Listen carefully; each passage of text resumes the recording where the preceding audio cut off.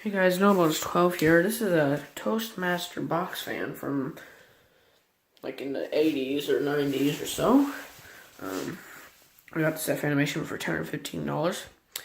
Where I'm at now will be revealed in a different video.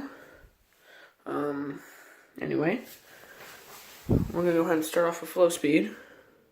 It's in okay condition.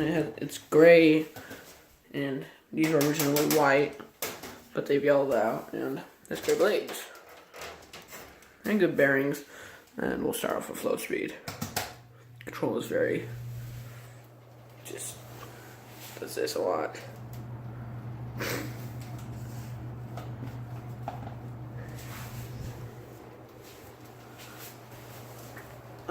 It blows a very good amount of air for being a box fan. It's much better than any other box fan I've tested. I have this box fan, and I also have a Lasco box fan. Video coming soon. And I also have a 2009 Galaxy.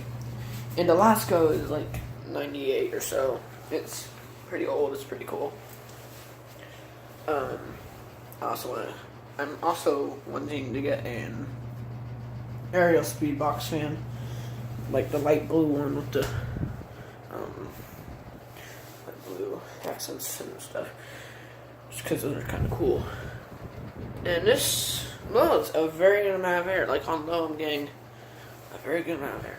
We'll go ahead and start with medium. The control doesn't want to be too finicky. There.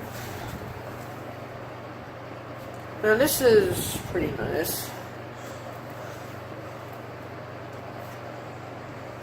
Very good airflow, if I have to say for myself.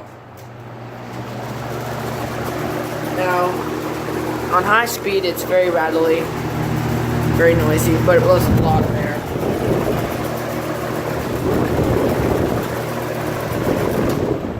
And that'll be all. I also want to show you this little thing. It's a mainstays. It's just up here. Hint.